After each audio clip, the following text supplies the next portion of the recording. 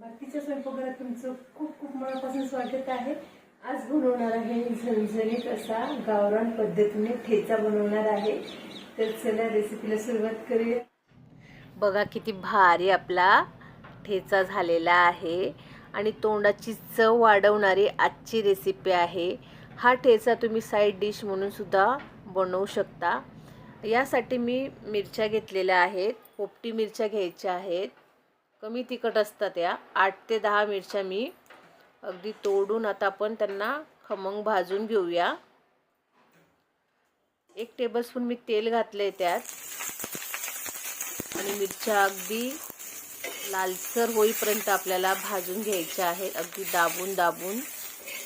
आणि ह्या अशा दाबल्यामुळे आणि भाजल्यामुळे ठेच्याला अगदी स्मोकी फ्लेवर येतो. आता मी इथे मिरच्या आपल्या भाजल्या गेल्या. इथे मी आता बोंबील घेतले. बोंबील स्वच्छ धुवून घ्यायचे आहेत आणि बोंबीलसुद्धा आपल्याला अगदी कुरकुरीत भाजून घ्यायचे आहे लालसर.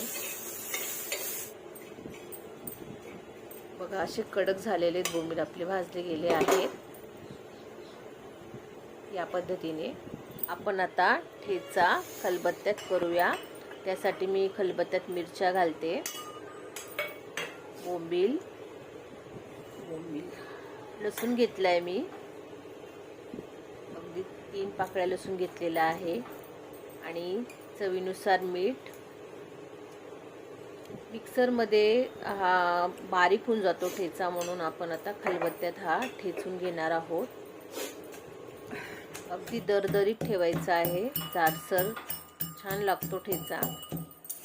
आणि माझा ठेचा कुटून झालेला आहे. तव्यात मी तेल घातलं आहे. त्यात एक कांदा बारीक कापलेला. कांदा आपल्याला गुलाबी होईपर्यंत परतून घ्यायचा आहे. बघा कांद्याचा आता कलर चेंज झाला आहे हलकासा. त्यात मी आता कुटलेला ठेचा घालते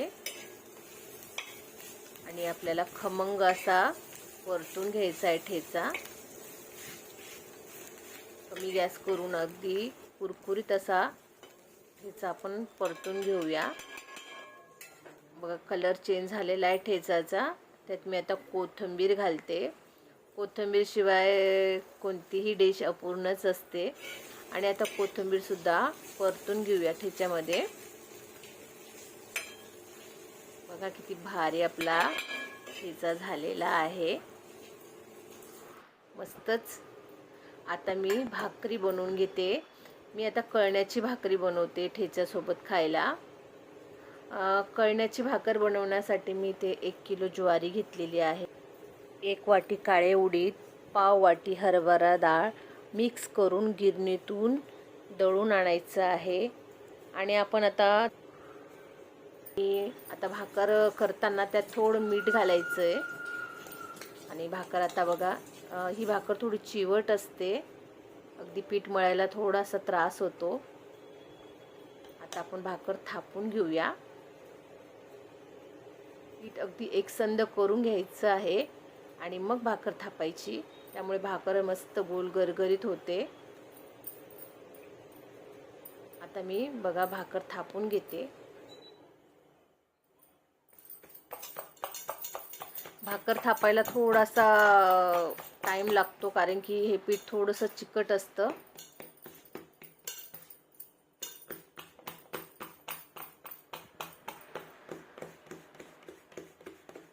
भाकर माझी थापून झालेली आहे. बघा किती गोल गरगरीत आपली भाकर आलेली आहे. आणि आता खालची साईड वरती ठेवायची आहे आणि त्याला हलकंसं पाणी लावून घ्यायचे. सगळीकडे पाणी असं स्प्रेड करून घ्यायचं आणि 2 मिनिटानंतर भाकर पलटी करायची. आणि जी खालची साईड आहे बघा, ती शिजवून घ्यायची सगळीकडे बघा, दाबून दाबून. आणि मग तिला पलटी करायची. आणि बघा आपली भाकर किती मस्त टम्म फुगलेली आहे, मस्तच. कळण्याची भाकरी चवीला खूप छान लागते. तर या पद्धतीने भाकर आणि ठेचा तुम्ही करून बघा. आणि आजची रेसिपी तुम्हाला कशी वाटली हे मला कमेंटमध्ये नक्कीच सांगा. तोंडाची चव वाढवणारी रेसिपी आहे. भाकरी बरोबर कांदा ठेचा अप्रतिम लागतो. तुम्हाला जर आजची रेसिपी आवडली असेल तर लाईक सबस्क्राईब करायला विसरू नका. थँक्यू.